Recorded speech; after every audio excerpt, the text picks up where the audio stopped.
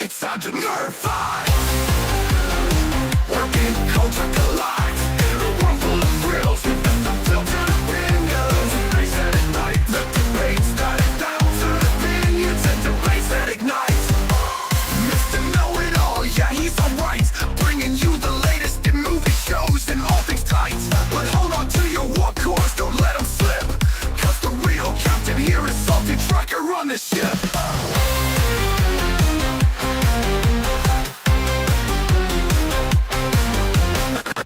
Navigating the cosmos, pop culture's delight.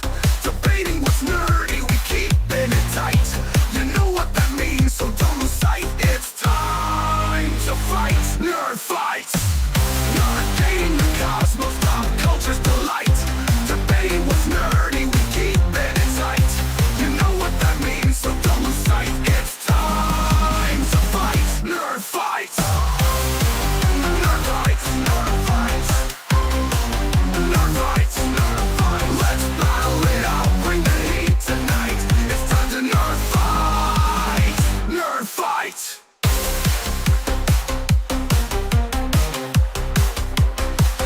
Nerd fight. Y'all know what it is. It's Friday night. Time to get your nerd on. We got Mr. Know-It-All, the SaltyTrekker and Danny Dork Night. Are y'all ready? Aight, here we go. If you're looking for me, you know where to find me. Cause tonight is going down. On Friday night, we have nerd fights. It's on tonight. On Friday night, we have nerd fights. It's on tonight. On Friday night, we have nerd fights. It's on tonight. On Friday night, we have nerd fights. It's on tonight.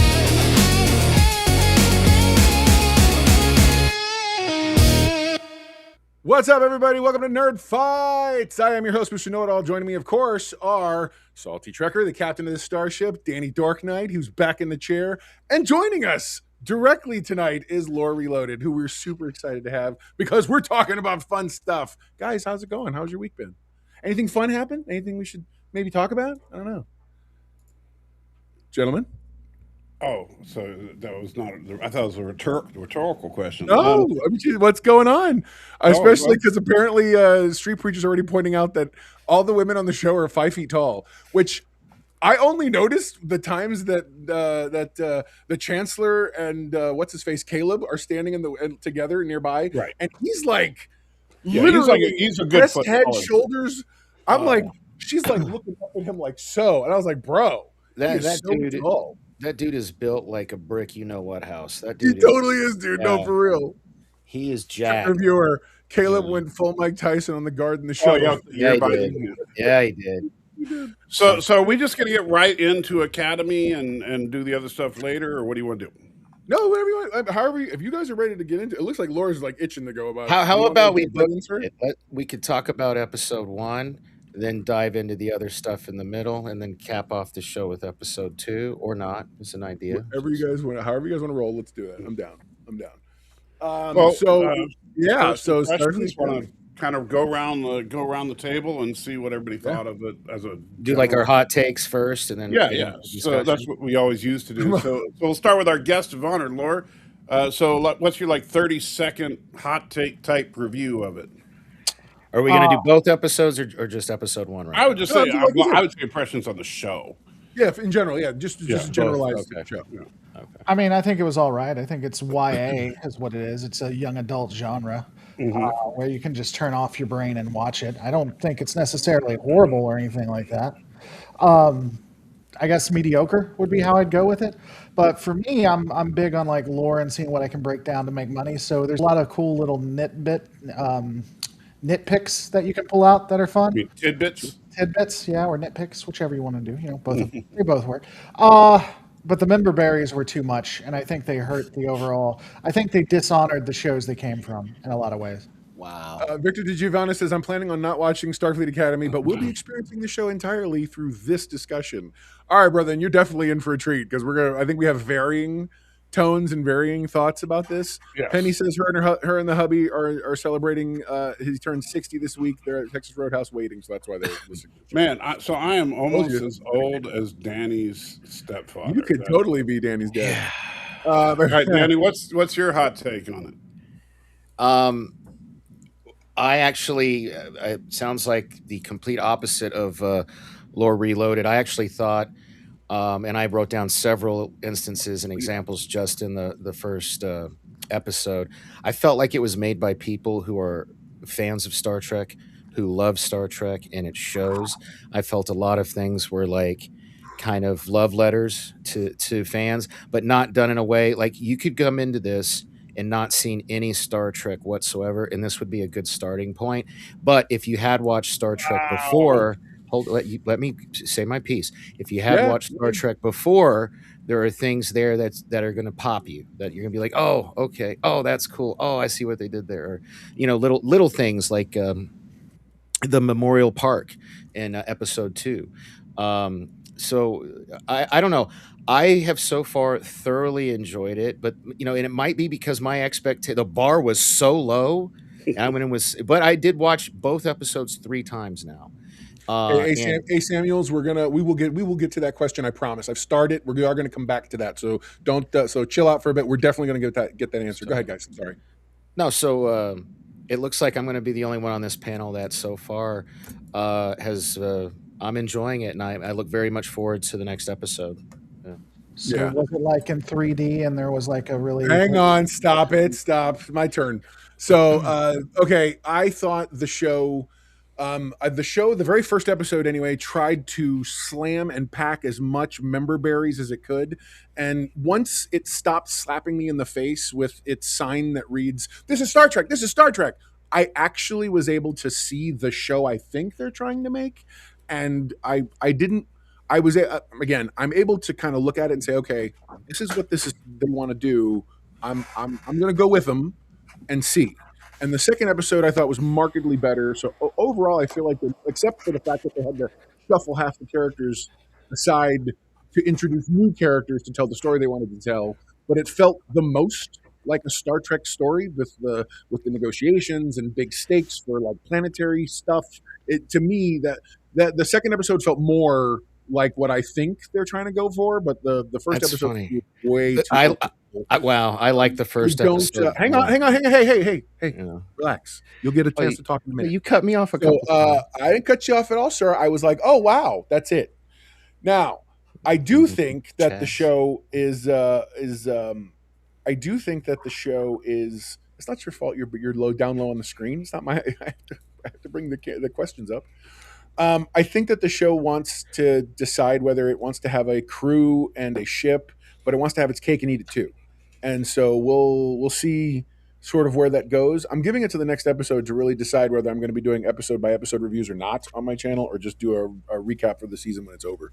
But I think there's a lot of work here, but at the same time, I see the scaffolding of what it could be. It's definitely YA, like Laura said. It's absolutely YA.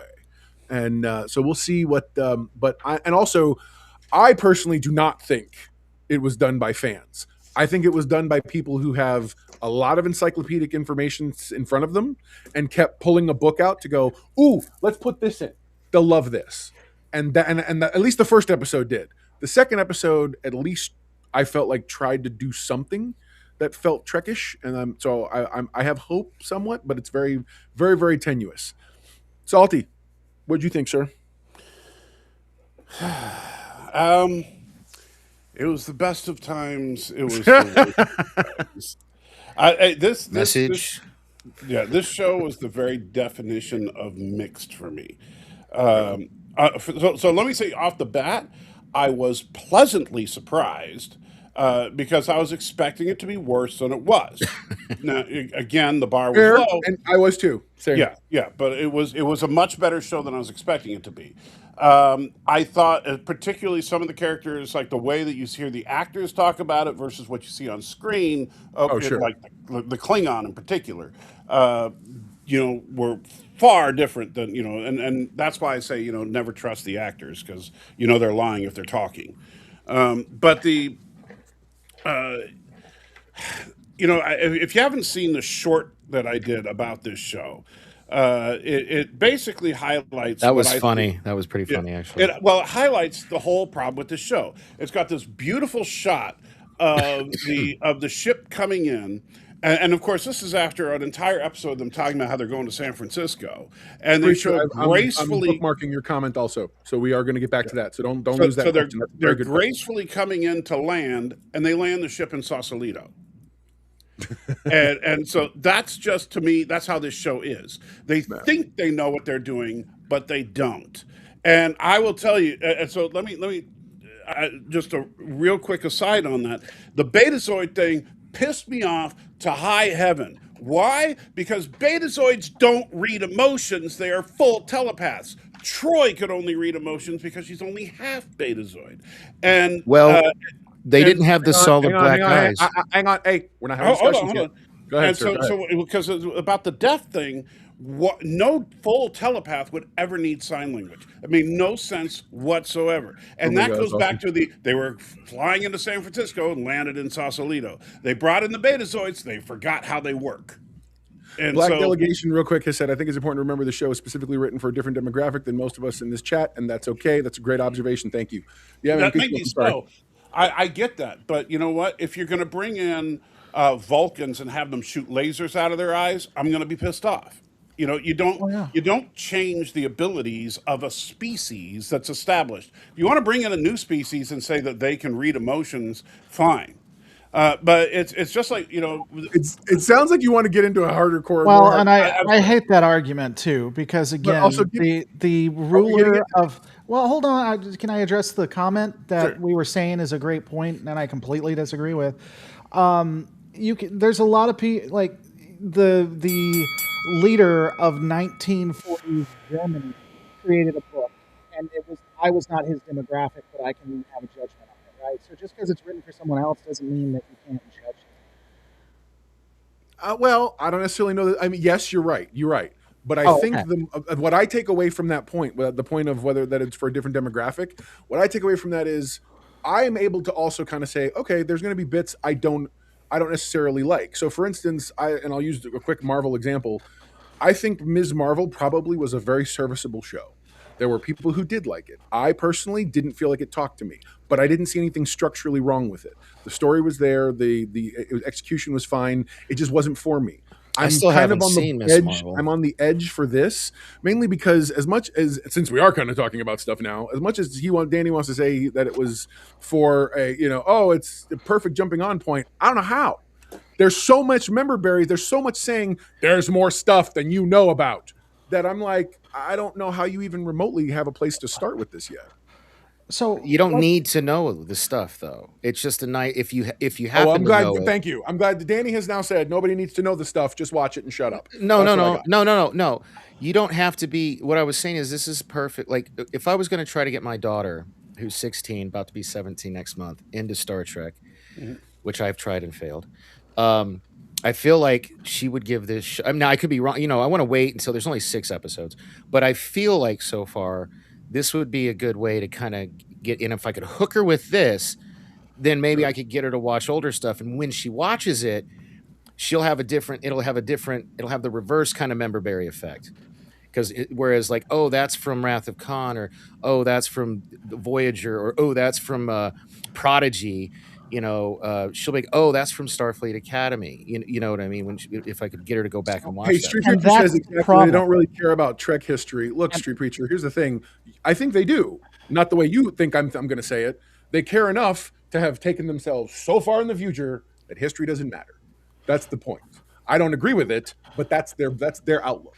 So that's the problem, though, Dork. So let's have a conversation about that. Because this is what I had a problem with the member berries. I'm going to take the best example of it. They didn't do it with all the member berries, but some of them. With the doctor, and he says medical tricorder. Okay, so let's talk about. I love that. That was a callback to Voyager Caretaker. And yeah, and you know what? It completely dishonors what happened in that. Now, if you How does it dishonor it? Well, unpack that. Okay, and I'm going to unpack that. I'm not necessarily. When you originally watched that in Voyager, what had occurred at that point was Voyager had been hit. It was under major attack. People were dying and people were hurt. The medical staff had been completely annihilated. They were dead. You have people on the ship. You have Harry Kim, Paris. They don't know what's going on. They don't know how to help people. So they bring on the EMH. The EMH starts to get working, and he asks for a tricorder. They give him a regular tricorder, and he has to tell them a medical tricorder. In that moment, it tells you, as the viewer when you're watching it, this is really serious. These people are out of their depth, and if we don't have this doctor, people will die. Now, what they decided to do in Starfleet Academy was to say, oh, look, you were in a bog, and now you're going to have tapeworms come out of your ass, or butt, I'm sorry. And, oh yeah, by the way, Voyager existed. Can you see how someone could be offended by that? No. Smoke said, I found Starfleet Academy has potential to be a good series. Remember how we looked at TNG in the first season? Hold on. The difference I feel like is TNG was trying very hard to be a continuation of some kind. They were trying to lean into some certain exploration aspects, storytelling aspects. They were long-winded, but they weren't trying to redirect an entire ship. They were simply trying to update the thesis of the series. At least that's my take on the Thanks, difference. Music Mania. I miss you guys too. I appreciate it. Did you just really put your own shout up on did that just happen? Of course it's there. To be fair, there's been 3 conversations you have interrupted, so you can talk directly to the audience. It's because that is my job, is to make sure the audience stays remembered and they don't realize. I didn't say you couldn't do it. I was just saying, to be fair. Do kids want to watch goofy misfits like themselves, or do they want to watch hot girls and guys? I don't know that CW has perfected that model, but they keep trying. And however you do it, they do it. I How's think CW that stuff, man? How's you know, that work? Starfleet 90210, which is what this show should be called. No, this is actually more like Saved by the Bell, the college years. This is more like, Star Trek. I didn't college watch years. Saved by the Bell, and I didn't watch 90210 either. The college years was the worst of the Saved by the. So Well, let me I'm ask- just saying, like the Starfleet Academy, they all seem to be more. It's more like a college. Yeah, Was But there you know what? floating dialogue? Okay, I think that took away from it. Not to, just to finish my point, Salty. I'm sorry. I think that took away from it too, because the one thing I hated about it as well is they walked into Starfleet Academy, and if you weren't following the character that hates Starfleet, you might actually get a scope of how grandiose and how cool Starfleet is. You know what I'm saying? That's Is kind of anybody awesome. else noticing Laura's Lord, audio? you sound like you're underwater a little bit. You sound like you're. Yeah. Really? Yeah, No, there you go. you Uh, sound good there. Oh, so let me do this. See, because it's a Yeah, there you shotgun mic. See, Yeah. Oh, shotgun. perfect. Victor So- says, with TNG, we had no good sci-fi on TV anywhere. We would have taken anything. yeah. But okay, so like this writing, here's one of the core problems with the writing to me is that Hang on. why is every character have to be the best or most uniquest person ever? Well, they're the hey, X-Men. Didn't you realize that? They're the X-Men all day. Yeah, but how many firsts do we supposedly have? Like we have the first hologram who's in Starfleet Academy. We have the first whatever that one dude that changes into the fish monster is the first of his kind to be in Starfleet Academy. We have the adopted Okay. son of the one. Hang on, chick. hang on. He's the first one to not have to go through all the He's standard a- crap, you know. Steve Preacher, I But literally can do Keone- nothing for you. Steve Preacher, I can't do anything for you, my friend. Because at the end of the day, that's the core of what they're trying to set us up for. Right. Mind you, we've seen this same lone wolf and cub nonsense and this whole we've seen this a million times. They're not doing anything interesting with that concept. That's the problem. But I get it. You're not interested, and that's fine. Then ultimately, this isn't. For Hey you, man, the show. as a mama's boy, there were 3 different times I didn't cry, but I choked up a little bit during the I'm first surprised you didn't episode. cry. I know, right? I would like to let everybody know Dorks MJ has just made the perfect comment here. She is absolutely right. This show is Jumping the off best a cliff. jumping off point for Yeah. if you're not into this kind of thing, and that's totally fair. You want to get off the ship, get off the ship. I personally am sticking around for a couple more episodes to at least see if they manage to really crystallize their thesis, because at the moment it's a little bit all over the road for me. Well, here's the problem. I can already tell you what's going to happen this season, and I'm not happy about it. And I told you this Go ahead. already. What's going to happen? Okay, what's going to happen, and I would lay money on this, is that this is going to be a cut and paste by the numbers Discovery season where they go from place to place trying to track down the dude's mom, and in the last episode, they'll find her. And so, and then it'll set up something for next season. But and the next season there'll be some other MacGuffin that they got to go from place to place to track down. Well, yeah, that's what they do right now. But that's the problem. That's what these you know what's interesting is the serialized Star Treks suck, and the episodic Star Trek is good as far as I'm concerned in the current wave. Because I like Strange New Worlds and Lower Decks, but I think that Discovery and Picard sucked. This one is kind of in the middle for me. Hey, do any of you guys know? Daniel Stenson's asking the question, what date is it? What year is it? They did give the star date at one point. It's in the 32nd century, I believe. It's 31. It's 31 something. I looked it up earlier. Yeah, I looked it up. I can't remember. It's 31 something. It's the same year. It's happening concurrently, and I didn't watch this, so this might mean more to y'all. It's happening concurrently with the mid to end of season 5 of Discovery, according to the date. That because I did a little research. Oh, it has to be post because the no, it's well, hold on, Danny, let me finish my sentence. Sure. I was going to say because the angry lesbian is a teacher. Okay, when did they jump off in season 5? Time out. Who are we talking about, and why are Tig we using Notaro. this reductive? Right, but look, no offense. The fact that Tig is angry, the fact that whatever her orientation is, I don't think has anything to do with the conversation. But that's just fact, that. I think it kind of puts you in the lowest common denominator place. That I'm not saying anything negative about lesbians. All I'm saying is this: she's a boring character. I liked her in this. I thought she was better in this than she was in Discovery. She's literally one note. Her job was to tell off one of the main characters, to dress him down in order to better flesh him out. Here's the problem with this. Truthfully, normally these kind of shows have characters who look like they have room to grow. Some of them do, like Sam looks like she kind of does, though she reminds me of season 1 Data right now, which is kind of silly.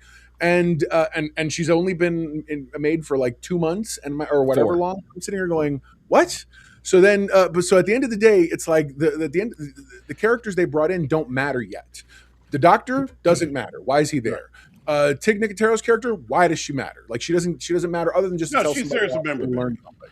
Yeah, for the Discovery fans, it's like, there's a Discovery character. Right. So by the way, has nothing to do with the fact that she's a lesbian. No, and don't get me wrong. Okay, I'm not degrading. Let's refer to her. Let's just call her Jet Reno because that's the character. Oh, that's name. Okay. I couldn't remember the character's name. Jet Reno. When did Jet? As someone who hasn't watched Discovery after season 3. Is that the season that Jet and Tilly left to go to Starfleet Academy? No, they were in season 5. It has to be after Star Trek Discovery for multiple reasons that happen in Starfleet Academy. Well, then the dates don't line up. Yeah. They also, and in fact, come on, like Star Trek's ever been hugely concerned about the other thing. Fair enough. The other thing is that in season 5, Tilly leaves the ship to help set up Starfleet Academy, and in this, Starfleet Academy is already set up.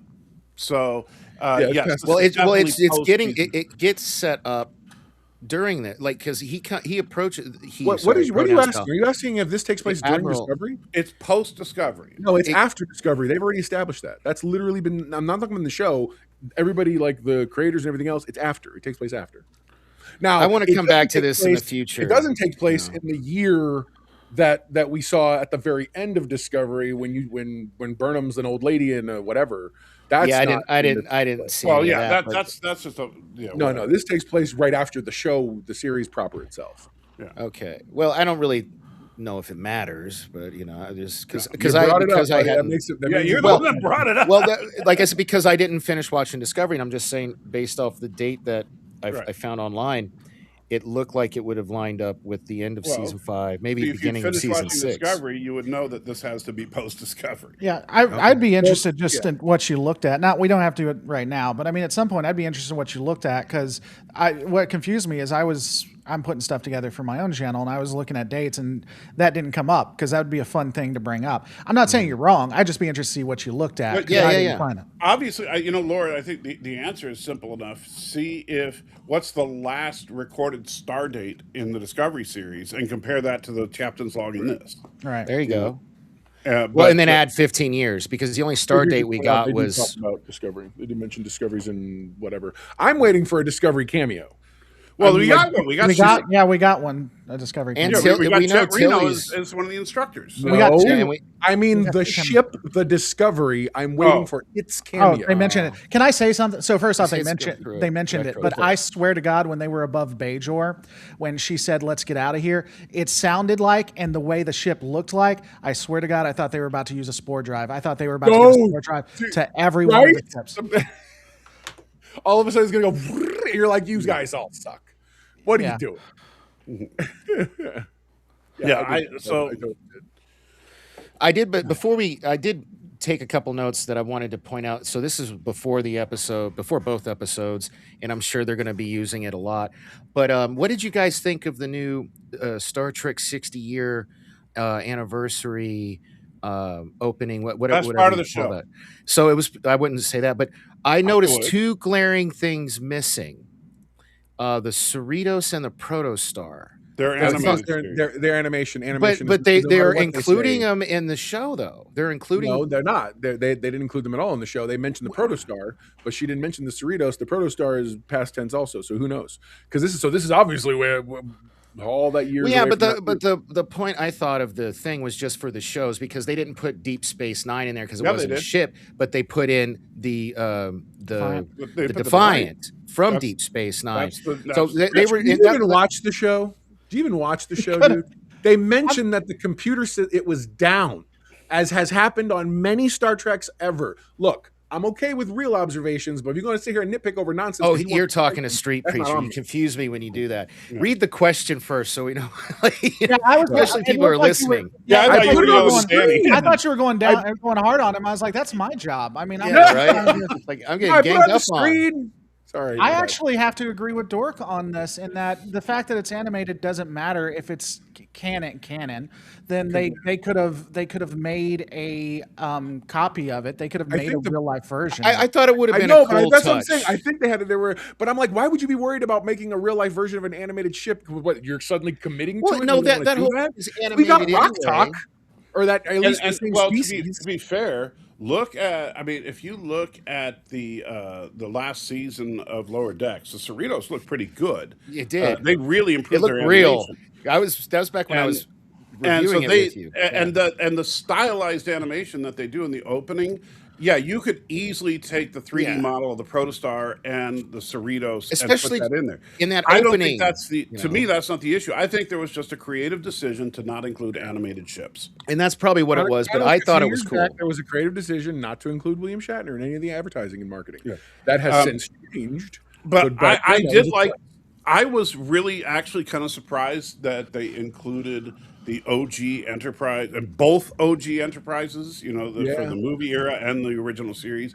And they Consider- weren't the Strange New Worlds one, like you pointed out. Well, the Strange New Worlds one does pop in later. It does pop in later. The ships pop up in the order that the shows The were shows produced, came out. That's not why I in the thought- order of release. That's why Exactly. Yeah. the NX-01 shows up after Voyager. After Voyager, You know, because it so- was the show after Voyager. Yeah, so it wasn't chronological. So another note I took, I wanted to get because I want to try to like get you to agree on some positive things, and maybe you won't. I thought that was a But great intro. I There's was a ton of so positive things that I've so said right so after far. that. What's the Appreciate it. first thing we hear? Right after that, 60 years of Star Trek, we hear the Alexander Courage theme, and that popped me. I loved that, and she gives a nice little overview for people like MJ who'd never watched a second of Discovery of what the burn is. You know, and they don't do it every episode. They just do it in that first No, but you episode. kind of have to do that because Yeah. now you're establishing. But you know, I like how they did it. They paid homage to the opening of Star Trek, TOS, and TNG, but they used the Alexander Courage theme, which they've never just out. This I think the first time they've just blatantly outright used it. They've hinted at it in like Strange New Worlds and stuff like that, but a lot of the sound effects were from the original. They had a lot of original Hold on, series. hold on. Time out. The sound effects? I'm Dude, sorry. yes. So that's what in the med bay when they're that's one of the things I saving noticed number the one. most. Yeah, The but things I the noticed problem is the most sound was effects that are was layered that with if you 30 other listen, sound effects. if you listen, I'm sorry, Star Trek's never had a problem like with the doors. The doors have always been a very stylized. I saw your review, man. Like, I really wanted you to play. When you Hold on, one at a time. Their sound effects for this is like, and I'm like, why is it RoboCop? Why is the door opening so complicated? It can't. I'm sorry, sci-fi and the future. I feel like should be very nice, very simple, clean. It makes sense.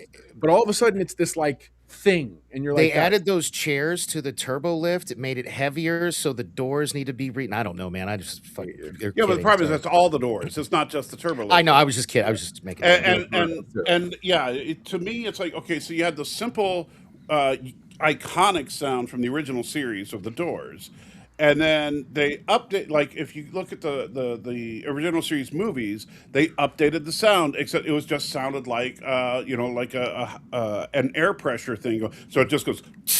When the doors open and close. Yeah. The most complicated you got was TNG with the holodeck. Because suddenly the holodeck had like a but whole. Those were like reinforced doors or whatever, Right. And so the interlocking doors, like Because that makes sense. You want reinforced doors to the on your holodeck, yeah. You got to make sure. No, it doesn't because when the holodeck goes bizarre and tries to kill everybody, like every third time you use it, apparently, then you can't get out because you have reinforced blast doors. So yeah, it doesn't make a lot of sense.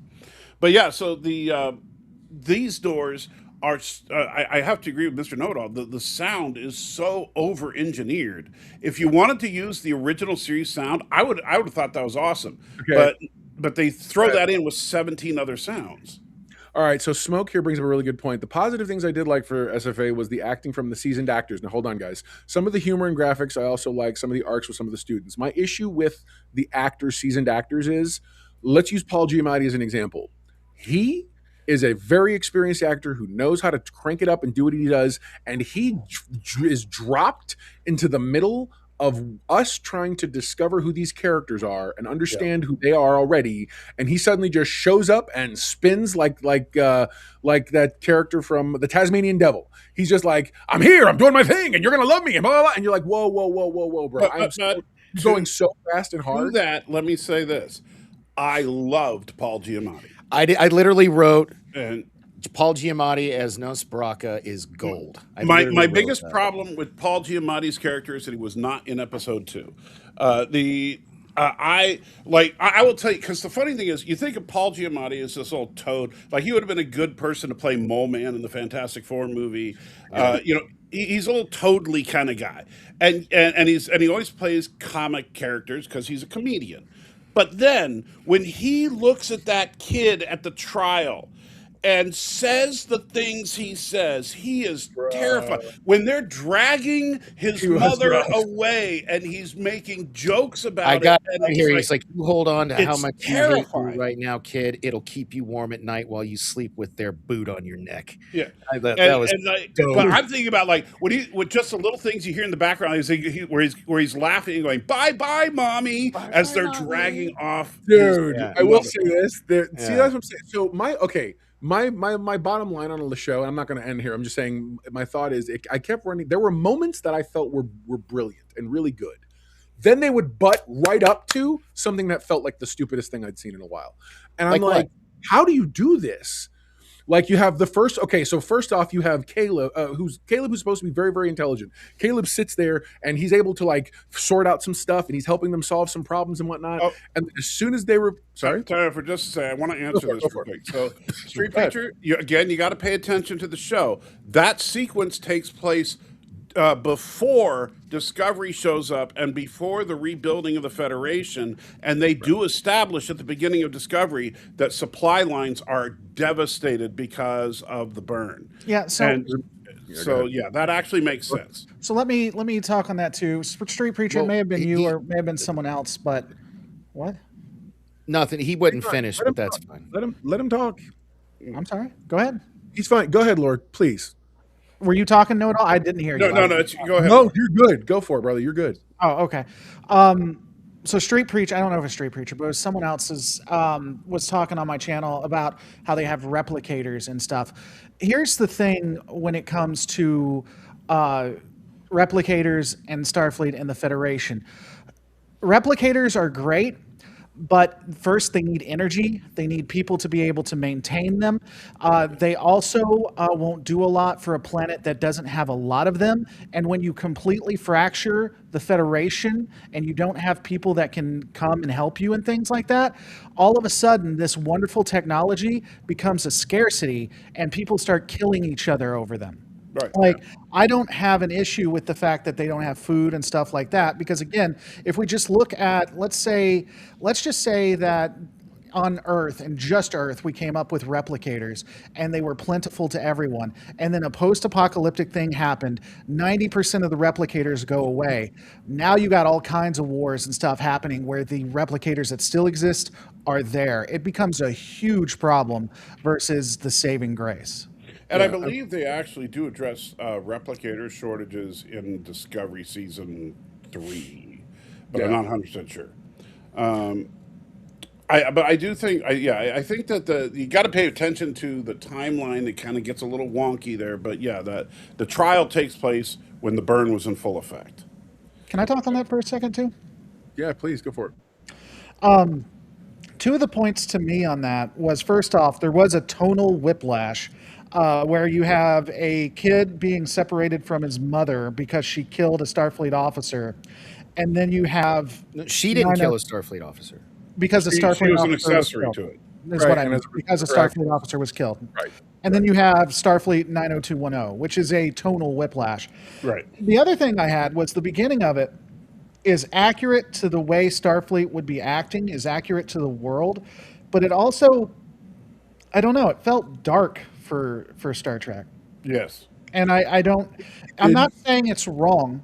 I'm saying that that's not what Star Trek has historically been. And I don't know that sometimes just because we can doesn't mean we should. Because I got into an argument on Twitter about this. You saw it, Mr. Know-It-All, because someone was like, well, things change and stuff happens after 900 years. Sure, we could take the My Little Pony and turn Fluttershy into a serial killer because 40 years have passed. Doesn't mean we should, you know? Although I would pay money to see that. It'd be good. So real quick, is there like something having to do with everyone keeps saying, I keep seeing this Sentai Ranger person says that there's AI generated stuff. I don't remember hearing anything about I that. don't Yeah, remember any. I don't know what that's talking about either. Yeah, And I didn't see anything about that at all. depending on the AI generation, I don't have an issue with it. Of course, you know I'm a sellout to AI generation. No, right on. No, and I'm with you too. But at the same time, like to me, I'm especially as a filmmaker, I'm helping right have now you a friend of seen mine our intro? do a short film. I have a friend of mine do a short film using. No, that we filmed AI that on to help location. him Shut up, Danny. with special effects. But yeah, I just thought it was, again, I don't remember that myself, but I could be wrong. I'm looking it up too to see if I see anything. But yeah, no, I don't know anything. So, continuing the franchise's theme of artificial intelligence with real-world AI tools also being used for concept trailers. Through the show itself focuses on humanizing. Concept work. I So don't. again, I'm trying to focus on positive things because it seems like everybody just wants to poop on this show. Did are you talking anybody else learn a new word watching Starfleet Academy? Because I did, and maybe that just shows how ignorant I Sure, am. I learned a new word that I really appreciate. What was that? Clingerite. I liked that one as well, but I was going to go for purloining. Purloining. I hadn't heard that before. It means stealing. That was Yeah. a teachable, Yes, it does. nice moment. Yeah. Good. Again, maybe I'm dumb. I did not All know right, that. I'll go down Danny's road. I definitely, and actually, we had someone in the comments a minute ago mention something. I liked when the Starfleet kids suddenly had to solve a problem, and I like the way they did it. I like the teamwork behind it. The doctor shows up all of a sudden. He gives the one girl the in she needs real quick, and she runs. Thank you. And she runs off and she does a thing real fast. And you kind of see, I appreciated that because that's one of those moments that to me felt like this feels like Star Trek, a group working together. Oh no, there's a shortcoming. She hot tails it through that. She's like, I got to run. I got to go as hard as I can to get there because luckily alien fish guy suddenly decides that he can walk outside with his superpower. That's a whole other thing. But We'll get to that in a minute. Yeah. he's doing a really good job sort of saving the day and doing the thing. And I'm down. And I So- thought that was it was a fun moment that I thought felt really, really that felt very Trekish for me. The team coming together, using their strengths, whatever, in order to suss out and figure out a problem because there's no connection and the computer can't help them and the ship's busted. Which again is always going to be the MacGuffin, but what are you going to do? So I thought when you have programmable matter as a thing, that's my hard time. Is you sell me on this superior technology of the century, and then show me a dogfight that literally could have happened in any of the other previous series.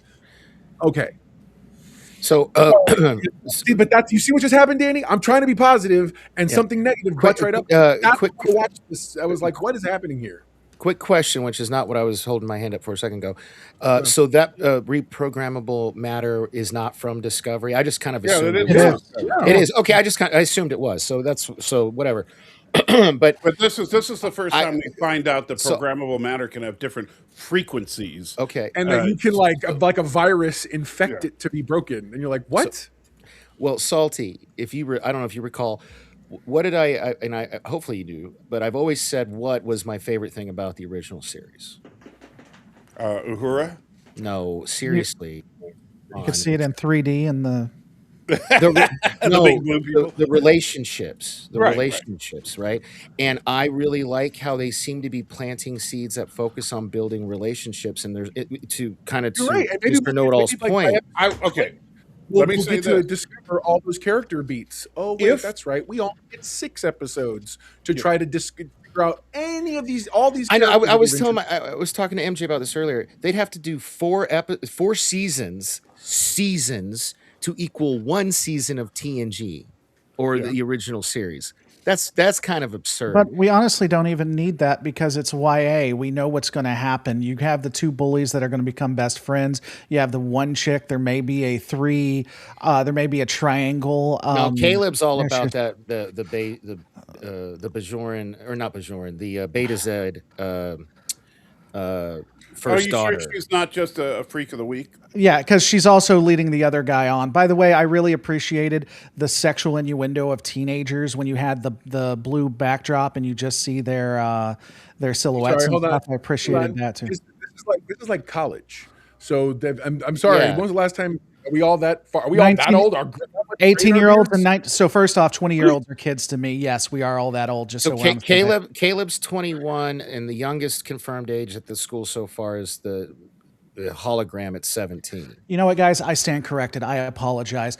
I was 2 years off of these children that we're talking about, since we all could be the fathers of them. So I stand corrected. The 20 and 21-year-old standing right next to each other in a school on a Star Trek in a school on a Star Trek themed episode. I completely apologize for that. So the 2 people that we could all be the fathers to were standing next to each other sexually in a school thing. But they're college kids. Didn't you fuck around? Sorry, didn't you mess around in college? I'm going to say something offline later. Trust me about that. I would hope that 40 to 50-year-olds didn't talk about it if I did.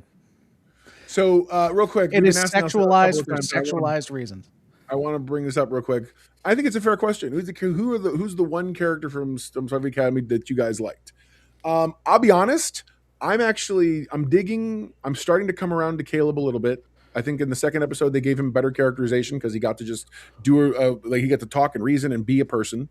I'm digging Jaden right now, the Klingon guy, mainly because I had to sit on his thought process for a good day to sort of chew on that, especially because back in SFI, my persona was a Klingon, Starfleet International, the fan club for those of you playing at home.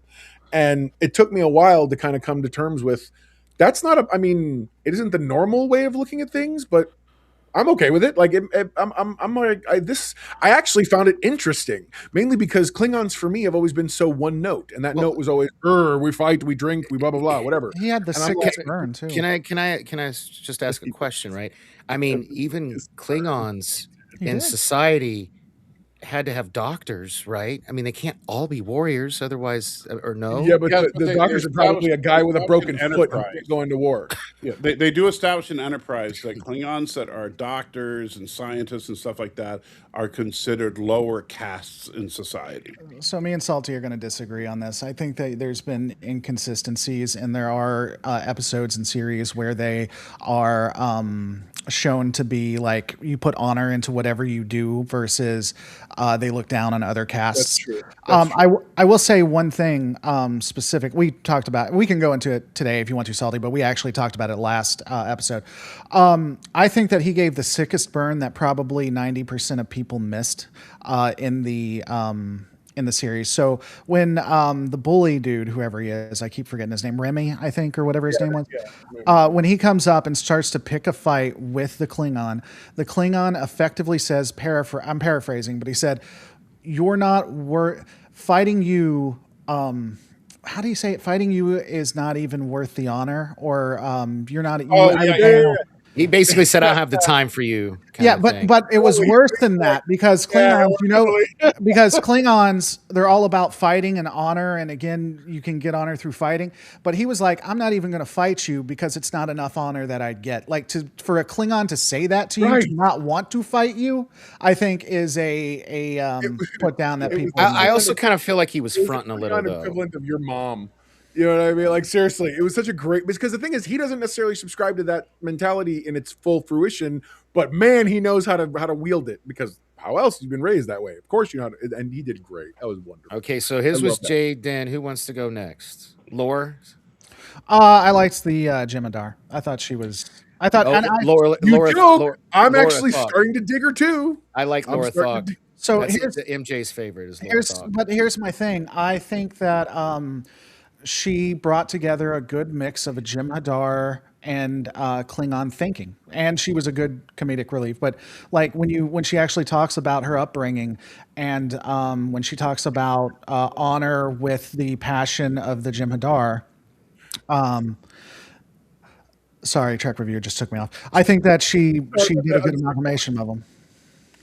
No, I agreed. I thought she was wonderful. I thought she did a wonderful job in terms of sort of once you got past the thing real quick, she made sense. She made sense, and I think seeing the Chancellor sort of enjoy her being that hard in your face type of drill sergeant type person, I felt like that made it more realistic for me in a way that I enjoyed a lot. I was able to get behind it. And funny enough, I don't think she's fat. I'm gonna take that stance right now. I don't think the internet decided she was this weird overweight person based on a poor makeup job, because I do think they didn't design this well. It reminds me of the guy from the Orville who suddenly has a head this wide because the makeup of his alien design, which is bad.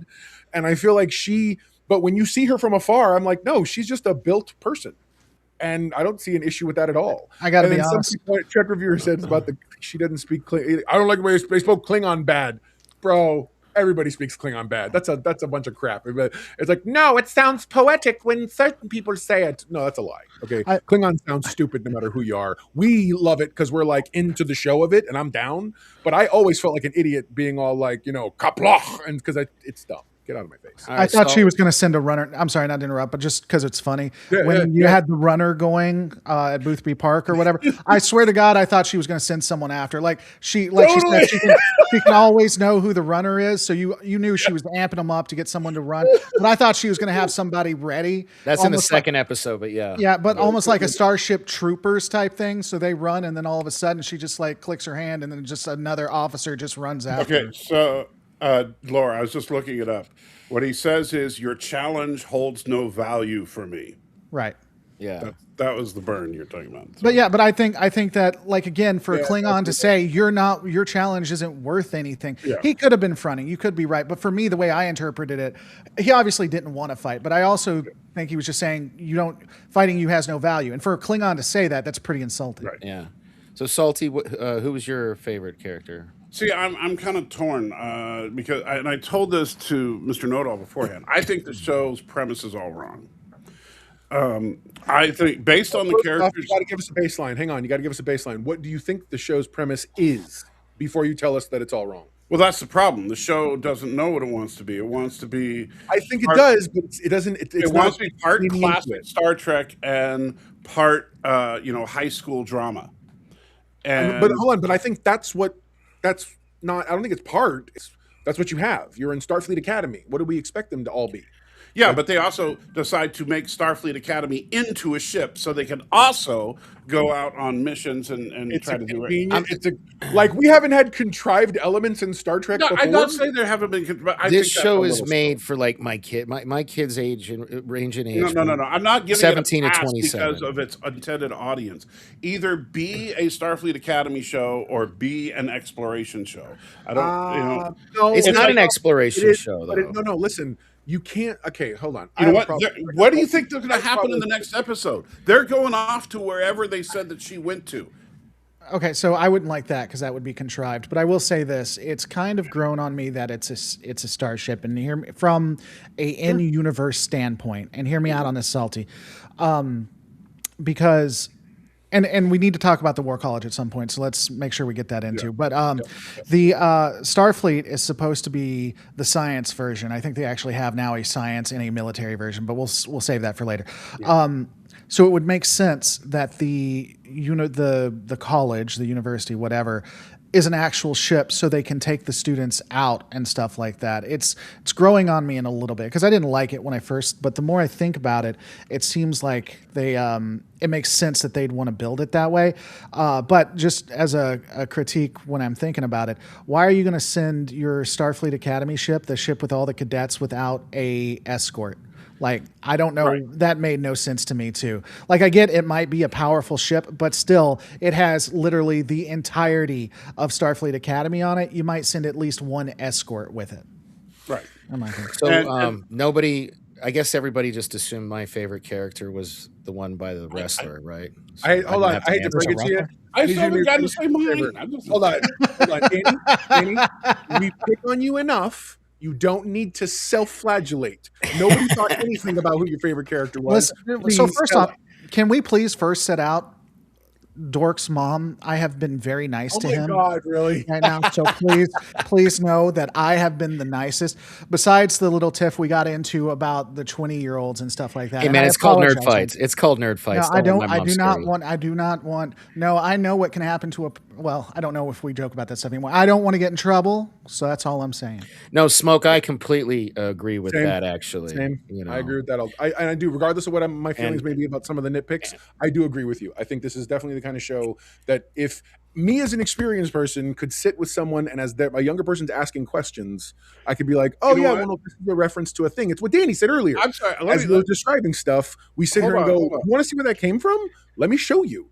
That's Yeah. what we did with my wife and I did with the Tribbles and with some other stuff that she got into seeing it. No, Well, I'm no, just no. saying, like, I'm just let me finish my thought. Like, that's that, and I'm done. I'm done. Go. All right, so to Smoke's point, no, I would never, and this is going piggybacking off what Laura was saying earlier. I would never sit down with my daughter and watch a hypersexualized teenager show. I'm sorry. What was And I think hypersexualized? Laura's sorry. right about that. 20-year-olds, okay? What There's was yeah, yeah, 20-year-olds, hypersexualized? okay? What do we? They But didn't no, even you know what? kiss. That's not a good example for your kid. Thank Oh, you. hey, let's I'm watch like it. hypersexualized. What are you talking about? They didn't even Okay, kiss. so man. just- Less than Saved by the Bell characters did. yeah, I know exactly. Okay, so on Saved by the Bell, they had a scene where they were backlit by a beautiful blue backlit, and you see the silhouettes, including their curves, just so we're on the same page. Can you point me to that? What scene are you even talking? I don't know. about, I don't- bro? It's in the very first episode. I'm sorry you guys didn't see it. I haven't watched Saved by the Bell as intensely as you have, sir. So unfortunately, I don't know about that scene. You got me. I'm a huge Saved by the Bell fan. controversial. You got me. You know, my secondary channel your new- is Saved by the Bell lore. You got me. I'm a huge. Okay. I'm gonna. Okay, let's see if you guys get this reference. Time out. Hey, it worked. Wow. All right. So that was from Saved by the Bell. So my favorite character, since I didn't get to answer that, You should have froze when you did it. Time out. Just all of us froze. yeah, Sorry. exactly right. Was the WWE Women's Intercontinental Champion Becky Lynch, Lieutenant Yaw. I mean, she was the only one who took a bump on the bridge when it, like, only one that hit the floor, and I my bet you man money they Paul were like, Giamatti, my man Paul Giamatti was know, flirting with her.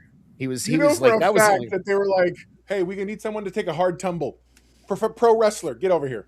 Yeah, she's Literally. like, I don't even know got it. which character is the pro wrestler. Lieutenant Ya. She had the she's short wearing- hair, the multicolors. I'm sorry, I don't know any of these characters by Tactical name. officer Ya. Lieutenant which- Ya. Hold on. Hey, He hey, knows Mr. that she's the Nodal. tactical Hey, officer, Mr. bro. Nodal. I have no clue who they are. Hey, yet. Mr. Go ahead. O'Donnell, I just want to say you're absolutely right. And I want you to check Discord in a second, but you're absolutely right. There's absolutely not one piece of sexualization in this show full of 20-year-olds, which is much more, because if they're 19, they can't do it. But if they're 20, if they're 19, if they're 20, it's okay, because that's apparently important to you guys for some reason. But I just want you to know that you're absolutely right. And there's no sexualization in the show. Don't check your Discord in about 30 seconds. Nice. Jeez, And then Bill's pointing out on this episode, they barely held hands. They basically had long looks. They and a bunch barely of held talk. hands. Get you guys, whatever. I mean, they were gonna justify it. kiss. You're right. You're right. And you know what? They're all nature. What were you saying? Nature documentaries and stuff like that. Justify it however you guys want to. It's whatever. You mean, hold on, you're trying to tell me the ship doesn't Wow. have, the ship doesn't blatantly have. Are you kidding me? You think like- that's hypersexualized? Get So out of first, here. so first off, We're I didn't say. I wasn't the one to say hypersex. I may have said it just then. Let's but get when I a originally said it- poll in the chat going here. Come on, that's not hypersexualized. No, you're right. You're absolutely right. You nailed it. You're right. There's nothing sexual about it. It's My Little Ponies in space. You got me. I'm comfortable. I think this I'm says more comfortable with about us you ending. You're right. By the way, I'm than comfortable. anything. I'm Yeah, comfortable I'm with like, us ending this. please. I'm comfortable with us ending this conversation right here. We'll let the fans decide. I'm comfortable with that. Yeah, I will let's- say let's- this. yeah, let's get and a- I a- said- fans. Hold on. What Before fans? I saw episode 2, but That's for my mom because she had a request. okay. She Why said to is that pull your up the mom? still. No, No, she she said to wants pull to- up the so we know still who of the the character is. wrestler. That's the wrestler. That's Becky Lynch. Yeah. Stop Okay. making it larger, please. Thank you. Sorry, I was expecting someone a little bigger. Well, you can see it just fine there. And the thing is, we want to be able to react. We can't react if we're hidden by the screen. So please don't increase the screen anymore. Thank you. So, It's not. It's not sexual. Samuel asks, not a single part of that is sexual. That's just your mind thinking of it that way. Amen. Okay, you're right. Amen. You're Exactly right. what I'm that dude comfortable with said. us leaving it right here. Yeah. You're right. You guys nailed it. yeah. Now I remember. You so nailed it. You're right. Before, fine. hold on. And, Before I saw, and pro wrestlers are real athletes. You're right. yeah, before I saw episode 2, but after I saw episode 1, I talked to Mr. Know-It-All because I had some stuff to do in between watching them. And I kept asking, what's with the slutty chick? Because every scene she's in, she's trying to get laid with somebody Which else. one is that? Oh, you're Hold talking on, about Genesis. hold on. I don't think She she's didn't try that. once to get laid. She What? flirted and she told the one dude while he's outside almost dying, hey, I find people almost dying hot, as a way to encourage Yeah, him. exactly. That's a No. normal thing to say. She was just What are you trying talking to about? keep To it encourage alive. somebody who's in the Yeah. verge of doing something potentially death-defying? You're damn right. I'll You tell know, him this anything. isn't. You're right. This isn't a sexual show. Hey, you know what? I know you're about to die, so I'll let you have sex with me. She So, said nothing you know of what? the kind, You know, and I'll you let saying you- that I'll let is you- 100% incorrect. You know I'm what? sorry, I'll tell you there's what. reality, I'll tell you and what. then there's Laura's Let's do this. reality of what's I'll tell in you his what. head. I'll tell All you I'm what. saying. Maybe I'm wrong. I have a 4-year degree in film, so maybe I'm taking it wrong. Pull up the blue image again and tell me what's happening in that. Tell me the reason for that scene. What does that pull up? Tell me the reason for it from a film standpoint. Looks To cool. First off, to show It looks that- cool. Oh, It looks can I cool. answer the question? Okay. Can I answer the question? I'm sorry. I was No, responding to Dork. first I off, it apologize. does look cool. That's cinematography, but that's not the point. That's the point not of the scene cinematography. is these are two characters who are consenting adults, both considered adults, regardless of where we want to, how we see So, them or not. Mr. Know-It-All, Both Mr. Know-It-All, if it's not they are adults. sexual, if it's not And I didn't sexual, say they're why does, sexual. if it's It's not called sexual, romance. if it's not building a sexual, romance. why do you have to talk about it being consenting? If it's I not didn't say sexual, what's because I know consenting have to you're- do with it? no, because You said they're think consenting they're adults. children, and I'm not going to let you sit on that because I You know you said think they're everybody else is going to consenting let you adults. talk all they want. You're- But at the end of the day, hang on one second, we're going to solve that right This now. is the best part of the Now. show right here. Okay, at the end of the day, it's not at all in any way, shape, or form acceptable to sit here and say this is hypersexualized and then try to gaslight us. I know that's how you get off. I'm gaslighting people, but I'm going to tell you right now that in no way, shape, or form is going to fly. I can Because unmute myself, by the way. that's artistic. That's adult. I said consenting because you brought up age and inappropriateness. That's why I said consenting. So at the same time, these are grown people who are literally being in death-defying situations. And I'm sorry, it's CW casting. Now everybody wants to suddenly be like, why do they cast pretty people to flirt with each other? I don't know. Ask the casting people. But at the same time, they're in college. What do you think happens in college? What? Like, genuinely. You're agreeing with me. You just agreed with me. Yes, it is a sexual show. They are in college. They have hormones There's nothing going on. of the sort. But I understand you don't understand nuance, and that's fine. You're right. I got That's no cool. idea nuance. I don't know nuance at all. I've done nothing with nuance. You still haven't answered my question, though. That And was by the the way, question, because you keep attacking me every time you try to. Try again. This way. What's the point of the scene? I told you. I'm sorry. Go ahead. It's romance. That's called sexual tension because they are sexes, male and female. That's why. And at the end of the day, we want to try to show that there is potential there for them to be a thing. But then the next hold on. blow that out of the water. Time out, both of you, time out. So just to be clear, Laura, and I agreed with Laura, Laura says that this scene is blatant sexuality. You're saying it's romance to build sexual tension. Yeah, because they're going to Okay, eventually. so wait. Isn't that saying the same thing with different words? No, but because he's making it sound malicious, I'm saying it's part of the storytelling. You don't like the storytelling, don't watch the story. Let's self-correct. Why do you think it's malicious? When you say that, why do you think it's malicious? You said that I was doing it in a malicious way. Why am I being malicious? Because on purpose you're framing it in such a way as to make it something dirty, whatever. And I'm like, it's not. These are grown-ups. It's These a are grown-ups Star in Trek high show. tension. So, Can I finish answering your question? Or are you just going to talk over me because you don't actually want the answer? Then you want to turn around and accuse me of not answering your question when you don't give me an opening to answer the question. Which one would you like? I will wait for you to tell me how you'd like to structure this discussion because you don't actually want to have a debate. You want to talk and be heard. So by all means, go ahead, sir. Talk and be heard. Matter of fact, man, I am sexy on here. I will mute my You're sexualizing yourself, Laura. I am. You're right. I will mute this for you so that you can talk. I have never said that you didn't answer. Well, I did say you didn't answer because you didn't answer what the question was for, or at least I didn't think you did. But I will mute myself and I will not talk till you say it's okay.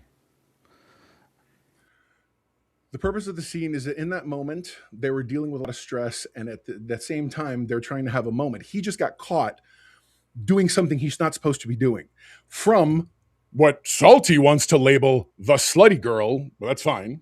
I won't get into that discussion. And so what happens is, how do you distract in a moment when you don't want the person worried too much about what you were or were not doing? You use what you have available to try to sit and go, hey, so forget whatever's happening. Forget the fire that's happening here. How are you doing? And the lighting is there. And notice they didn't really go much further than that. It didn't proceed past that. It did the job it was supposed to do. Now, do we get conflicting messages the very next episode? Absolutely. Because clearly he don't give the care about her whatsoever. But then again, don't forget, Salty called her the slutty girl. So whatever. I called her that before I saw episode 2. I prefaced So, it. on a much lighter note, what'd you guys think Well, hold about on. Can I Stephen respond? Colbert as Can I the respond? Dean? Hang on. I muted myself and allowed him I to know. answer. That's what I'm gonna say. Now, Laura can come back. Especially since he went completely off on me, I made sure that it was okay. So let me have my response. Now it's Laura's turn. Because here's the thing, my fellow friend, we're literally, to Salty's point, saying the same thing, except you're wanting to add context to the story when that wasn't what I was talking about. I was just saying that there was sexual stuff in the show itself. We both can be right. It can be a table and made of wood. There's context to why they're at where they're at, right? I'm pointing at this screen, by the way. It's you guys. I get I don't know why you're doing that. Good. So I'm pointing it at that. So it has sexual stuff. I never said hypersexuality, though I did agree with it after Salty said. I will step. Right now, I will step back from that, but I do think that it has sexualization in it that is unnecessary. I think there are, and yes, I am an older guy, and I don't think that, I think that certain poses and things might be inappropriate because I'm 40 fucking plus. I'm double their age. Okay, now maybe that makes me a curmudgeon, and that's okay. I think it just makes you uncomfortable, and you're exposing a lot more about your inner psyche than I think you'd like. You're right. It makes me uncomfortable. You're correct. You nailed it. Thank you for adding that to that for it. I appreciate that. You know, I feel like Danny felt left I out. appreciate that. feel like I that's why appreciate he- that, Dork Knight. Let's I kind of appreciate conflate the things. Hey, Dork Knight, what topic did you want to bring up? Because I can't wait for us to discuss that one. Go on and tell Hey, us. what did you think about Stephen Colbert's The Digital Dean? That was a fun little thing, right? I'm just trying to lighten the mood. I I'm didn't just even trying to realize- lighten the mood. So you take a shot at me saying that I'm uncomfortable and I somehow Only to go to something. I very- somehow covet 20-year-olds and I'm trying to put that off. I on never you. said that. Whoa, You're man! fucking- See, that you're I just never said exposing that. More of your I inner never psyche, went out and bro. said that, guys. Guys, I Preacher don't said know this, what though. he's saying. Preacher, I think never you might be said- onto something. I think Preacher's onto it. Yeah, nail on Yeah, the head right that's there. right there. But you Well, never you know, said it. hold on. You never said it, Dan. Let me rein Go this ahead, back in. Salty. for You just- haven't had a chance. Hold on. I didn't know it was man. Stephen Colbert. I didn't know it was Stephen Colbert, by the way. Yeah, it was Stephen Colbert's The Digital Dean. First of all, I never got to talk about my favorite characters, so just to make that clear. That was 30 minutes I ago. tried to like 18 times, but you guys kept stopping me. Go ahead, guys. I'll listen. Yeah, as you pull out your book. No, if it was actually his book, like the book Danny wrote, that would be awesome. Go on, Salty. You have a So- book so- that you wrote? All right, Oh, sorry. so I was pleasantly surprised by the Jem'Hadar chick. However, I didn't like the way she was written because she literally would walk in and say, "Hi, here's my name. I'm part Jem'Hadar, part Klingon. Here's the Jem'Hadar line I'm from. Here's the Klingon." And I get it. You know, it's too condensed as far as they're throwing all this exposition at you about her in her intros. That feels totally inorganic. However, overall, pound for pound, I think best character in the show, unfortunately, was a guest star, and that's Paul Giamatti. If I had to pick a character that's a regular on the show, I would honestly probably pick Holly Hunter's character. She did some great acting. She did some great acting. It's not her acting. Okay, chops. pause there, Laura, or not Laura. For God bless, forgive me. Pause there, Dork. Okay, I don't know if she looked great. Continue, Salty. I'm sorry. That's okay. So no, here's the thing. I like the fact that they did a good job, and this is, I'm complimenting the show here, just to be clear. I think they did a good job at establishing why she left Starfleet, and the fact that she's being brought back in, and because things have changed, and she wants to help make things better. I like the fact that they're showing her character, basically going through some stuff. She didn't like what she had to do in the beginning. It was a tough time, blah blah blah, and now she's trying to make up for what happened. I want I'm to. totally doing the thing I accused Danny of doing. I'm sorry. You can call me out, bro. I'm totally doing. I did the same thing. Danny's just never going to let me finish anything. But go ahead. Danny. Oh, I'm sorry. I thought you were. No. I was gonna- Go ahead. You already stole my thunder. I actually don't even remember what I was going to say now. I'm sorry. Of course. No, okay, I do.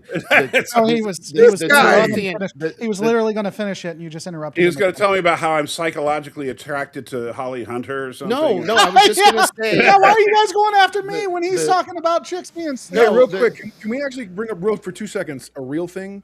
Nader Tot just said, I felt the conflict resolution with her character was too quick and felt unearned to me. It felt like it was over in a span of like 10 minutes. That's a result of how short we don't have 20 episodes like we used to have, where you would normally get that over like 5-6 episodes of exploration. They had to like cram it in quick. So by the next episode, they're already making up and like, that's all right, we're working together now. That's great. We're going to go That's find your mother sometime. And it's like, what are you going to do? That's a I'm with you. symptom of a bigger problem that Hollywood has because of streaming, I believe. But no, what I was going to say was the scene where Holly Hunter's character, what's her name? Captain. What's her name? Captain. What is her name? Nobody has a normal name. I know. Nala Ake. Yeah, they all have Star Wars Ake. names. It's weird. Yeah.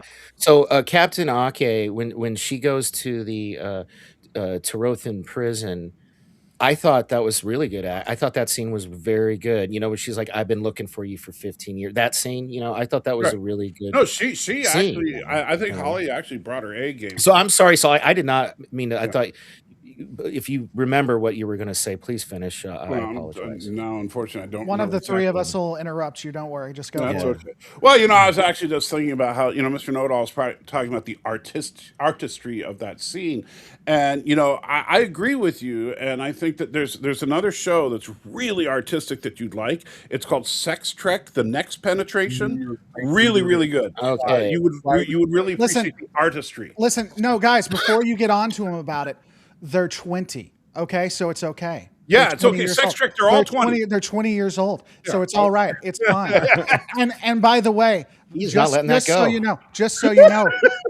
know, my fellow brother in Christ, know it all. Show all the comments coming after me. Do it. I don't care. I want to. Do it. Don't think like I don't notice you doing that. Please, God, do more. Okay, do it. Come on. That's all right. man. You and me, because this is a nerd fights, right? This is WWF. You and me, we're the ones that hate each other for this round. So that's okay. Do it, buddy. No, but it also, I get what you're saying about they're trying to set up the mood and all that. I think my problem with her in episode 1 is that they try to establish a sexual tension between her and like 5 other people. That's true. I will go with you there. And that's what I'm talking about. Hypersexualized. That's what I'm the talking. thing is, we live in a world where they've made it okay that, and by the way, I have no issue with women owning their sexuality, fine. But they've made it almost a weird badge of honor that everyone's got to be when they're at college. They have to go body through their count and all that or crap. something stupid, right? And I'm like, I don't necessarily know that I agree. But that doesn't mean I want it normalized. So Laura, my 2 daughters or stepdaughters are watching right now, and they're 20 and 23. So you're fine with all this? No, and they just texted. I just got a text message. Can you please tell Laura? Can you please tell Laura he's creeping the girls out with his obsession? This is coming from actual 20-somethings. I got it. Creep them out, man. Hold on, between your mom and now your kid, you don't get to stop family, sicking people on us. 2 of the kids. His family is obsessed with me. I get that his family is obsessed with me. I understand that. But listen, man, I got it. You like watching 2 20-year-olds look at each other in this with this come at me eyes.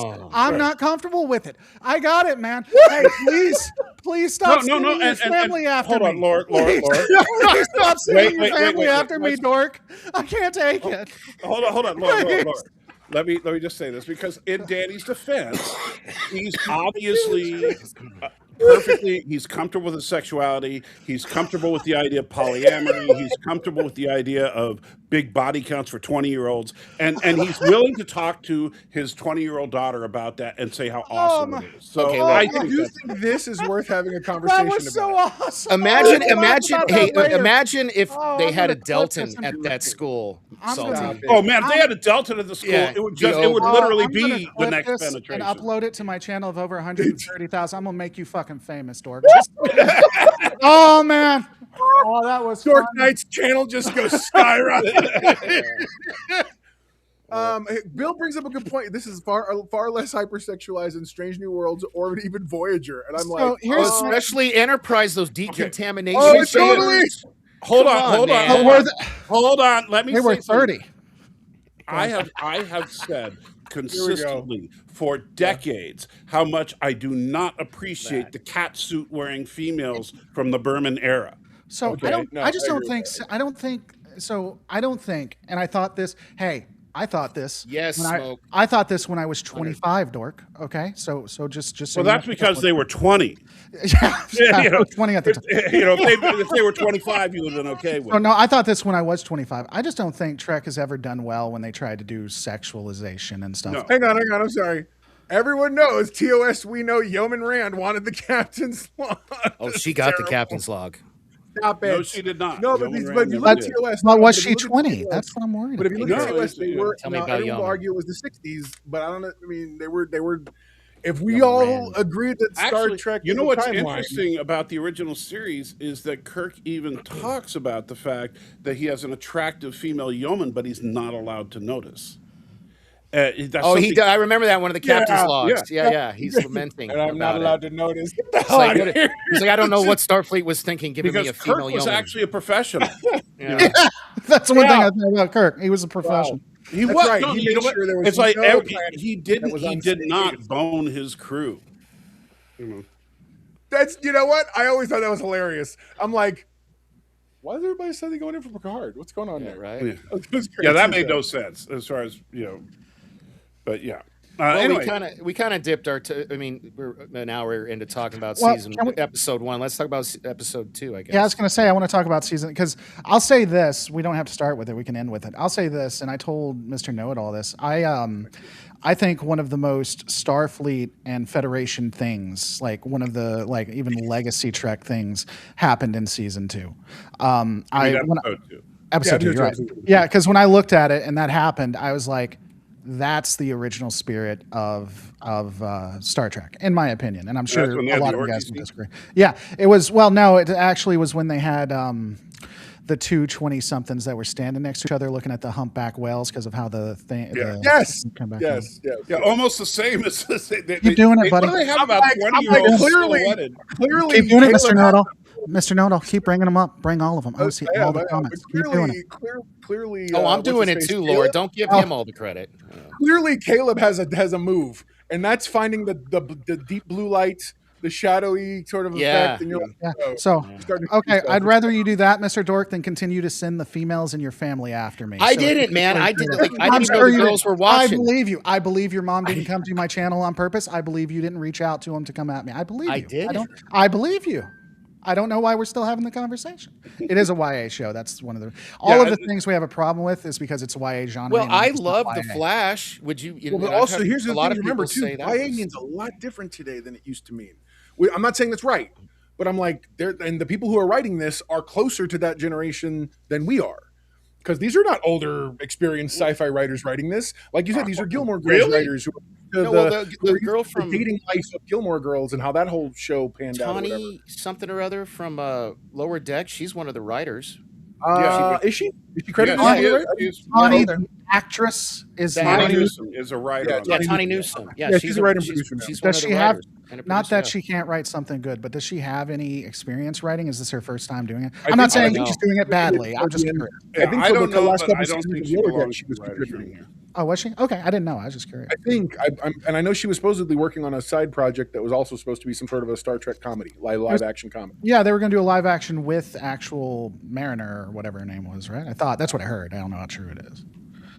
Maybe, true that. So anyway, what are we talking about? Season 2? We talking about the humpback whales? Or The episode 2. I actually So the guy, how come the beta Zeds aren't? Why are they using sign language? All of them.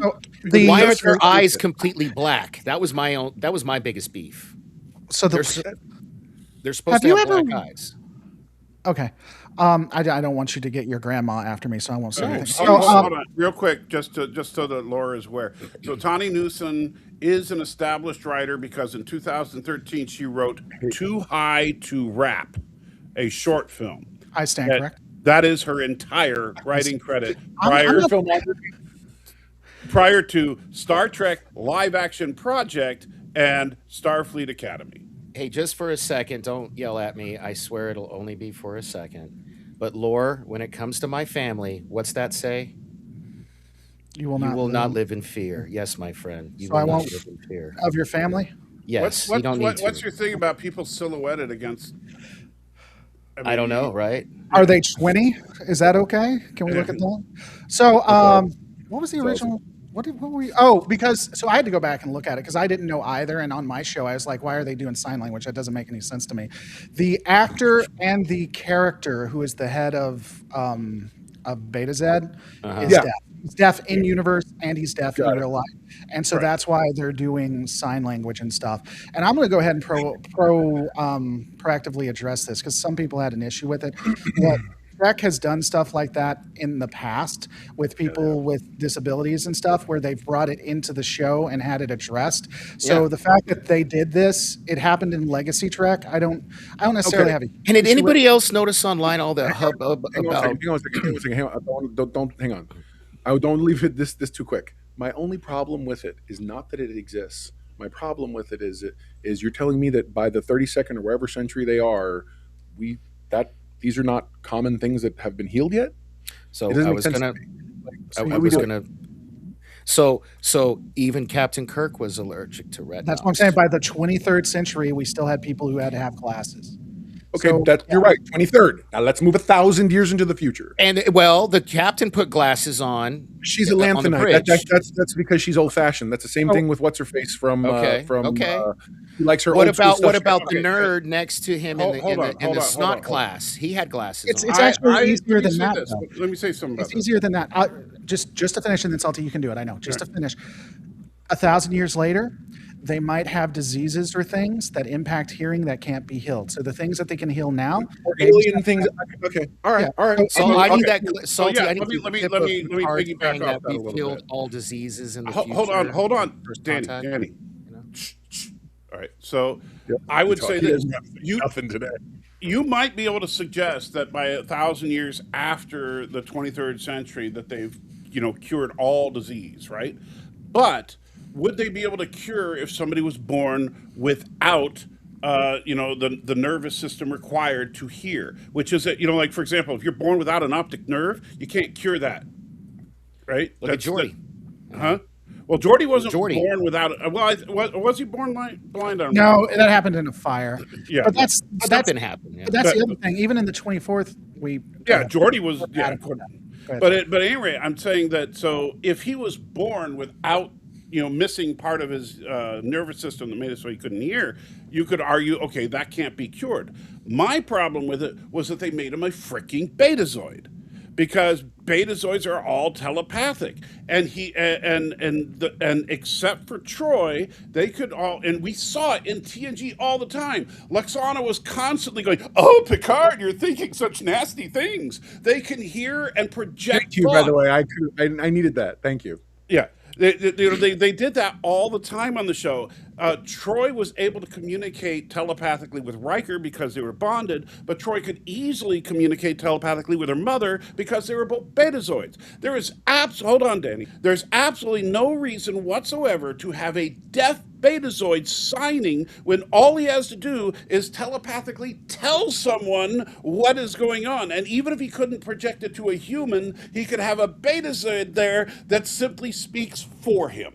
It's the dumbest thing. And I think they've actually done something like that, not with betazoids, but they've done something Right, there similar. was an with issue Right. TNG, episode of TNG where it's something like that. But Right. if you're gonna do that, you want to bring this guy in because you think he's such a fabulous actor, great.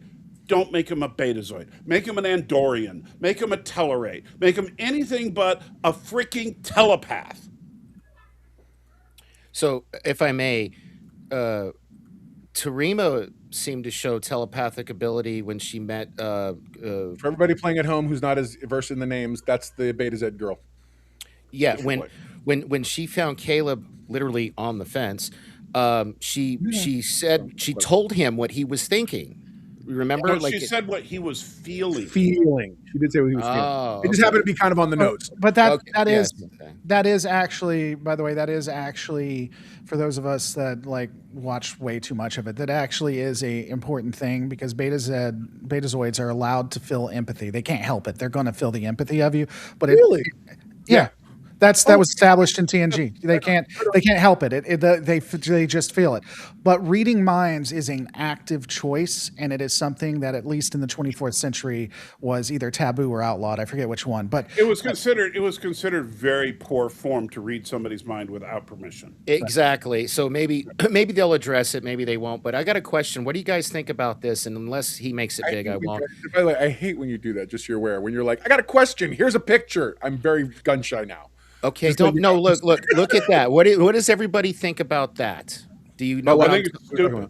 About the stubby footed person. Wait, she's a hippie. What do you mean stupid? the She's bare feet? No, I'm just she's wondering a what. chancellor. She can do. I know. I'm moving it so we can react now, bro. Oh, sorry, I was trying to as well. Sorry. Okay, the feet thing. One, she's a hippie, and they kind of established that, so I was able to roll with it. And she sort of says, she gives the whole grounding excuse, which is whatever. Grounding, for those of you playing at home who doesn't necessarily maybe know, it's when you touch your feet against a surface of some sort, usually connect to the earth. I don't know how it works with starships, but whatever. Yeah. And but at the same time, yeah, I mean, it's their quirky way of having her show, just like her curling up all kittenish on the in the captain's chair with her reading a book, like it's the sofa in her Okay, living cool. room. I didn't have a problem with it either, Okay. but online, a lot of people seem to have a so problem. here's my thing with it, and I don't know how Salty'd feel about it, but here's my thing. If the director of NASA was in front of the head of the United States Naval War College and the top admiral of the U.S., like the top admiral of the United States. Is that appropriate? I get hang on. you agree. It is. Hold on. It is But who completely is a storytelling thing. But She who is is the chancellor. She is the head of NASA. Is what I'm saying. That's what I compare So her to. she's The trying, head of NASA. but she's just been so she's trying to I felt like it was a flex more than anything, especially the way she talked to him a little. She Right. was purposely a little bit disrespectful. She is I a took that. high-ranking Starfleet officer and the chancellor of the school, and so she now has no right whatsoever to scold one of the students for being out of uniform, because she's walking around barefoot in an area that they even point out that you're not allowed to be barefoot. Trekker And viewer so says, what "Oh, happens if a Trekker's very student does? unprofessional." Yeah, Well, that's what a lot of unprofessional is an people. That's what a lot of understatement. people have been saying with the barefoot thing. That's kind of why I wanted to bring it up. I need Yeah, people. I to had have a opinion. problem with it because look, See, I didn't, but you know, as a person who was in the military, I couldn't even imagine if a high-ranking officer was walking around barefoot around base, and when they're meeting up with a visiting general or something. That makes no And then sense. talk about grounding to him. Not to interrupt, but to Yeah, just back up what yeah. you're saying. Bring up the That, pseudoscience of yeah, I it's grounded grounding. Yeah. them. So I think that now her curling up like a kitten on the captain's chair, I have no problem with that, right? Because she's a tiny little lady. That kind of makes sense. All right, fine. well, and she was reading a book, so that's Yeah. always hot. Did, when you know, someone's did reading. anybody else? I love the fact that the chair gave. It was like she's in a car. It adjusted Yeah. for her. I stage. actually thought that was a nice touch too. thought Well, it Because they was- kind of did that with Archer. Remember, they had to yeah, adjust they his replaced chair. the chair, remember, for Archer, and he like, I like the old one better, you know. So Yeah. I little touches like that I'm fine with.